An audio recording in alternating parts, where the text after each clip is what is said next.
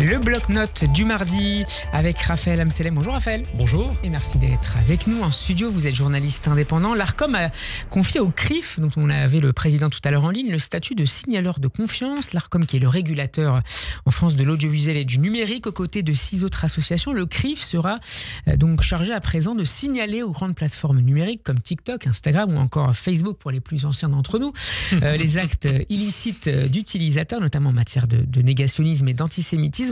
On se trouve là dans l'application du règlement européen sur les services numériques. D'abord, Raphaël, est-ce que c'est une bonne nouvelle que le CRIF bénéficie désormais d'un tel statut ?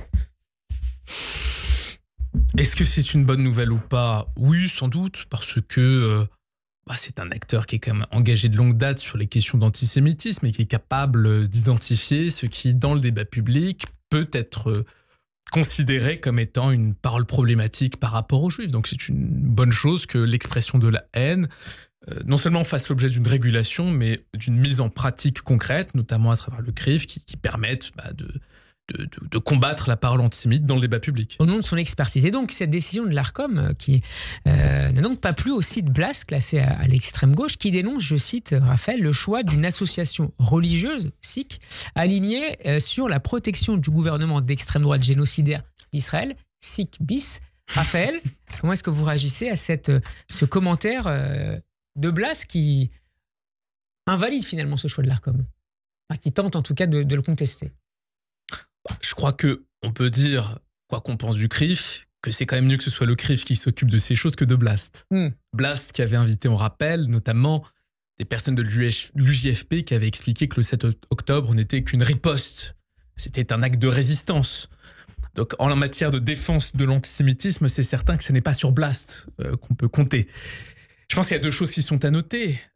D'abord, mais ça je passerai très rapidement dessus parce qu'on l'a déjà évoqué plein de fois, c'est-à-dire ce rattachement automatique des Juifs au fait qu'ils sont les porte-parole d'un gouvernement d'extrême droite, génocidaire, fasciste, etc., qui est vraiment une façon d'exclure les Juifs des cercles militants, des cercles antiracistes, et qui consiste à dire qu'on ne prend pas en compte la parole des concernés parce qu'ils sont des concernés, mais d'abord on leur applique un cadre analytique où, comme ils sont de droite ou d'extrême droite, on ne les écoute pas. Ça, c'est le premier Leur point. parole est invalidée. Absolument, et puis c'est tout le processus que vous connaissez, qui a eu lieu dans les universités, de gna gna gna, l'UEJF est sioniste, gna gna gna, machin est sioniste, donc on exclut parce que ce sont des fascistes. Bon.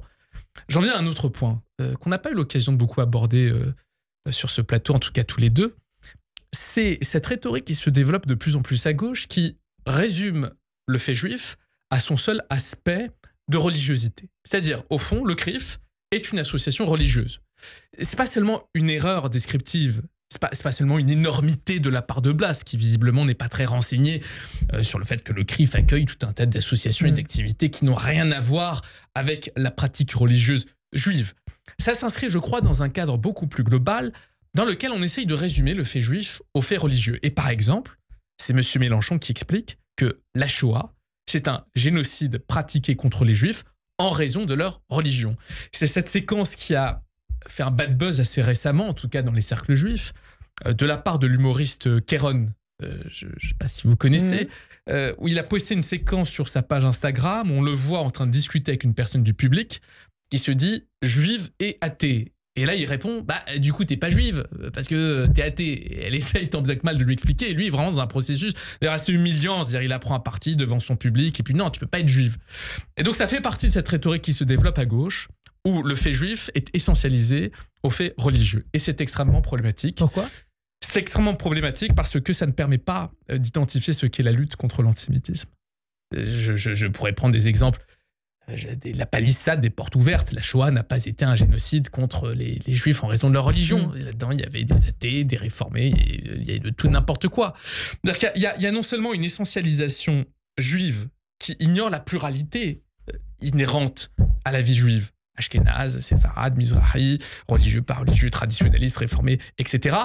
Donc il y a toute cette pluralité qui est niée et qui du coup ne permet pas de combattre le phénomène antisémite parce qu'on ne comprend pas les mécaniques. Aujourd'hui, si on attaque les Juifs depuis le 7 octobre, ça n'est pas en raison du fait qu'ils font Shabbat ou qu'ils mangent kasher, c'est en raison, je le disais juste avant, que ce sont des fascistes d'extrême droite, sionistes, qui soutiennent un génocide, etc., etc. Donc, il y a une incompréhension, non seulement une incompréhension sur ce qu'est la vie juive, mais plus que cela, il y a une négation de ce qu'elle est. Et donc, on ne peut pas combattre le mal de l'antisémitisme puisqu'on ne peut pas l'identifier. Merci beaucoup, Raphaël Absalom, Merci d'avoir été avec nous. On pourra écouter votre bloc-notes, notamment sur notre chaîne YouTube et sur les réseaux sociaux, notamment sur Instagram, où il connaît très régulièrement un beau succès. Merci, Raphaël, et à la semaine prochaine. À la semaine prochaine.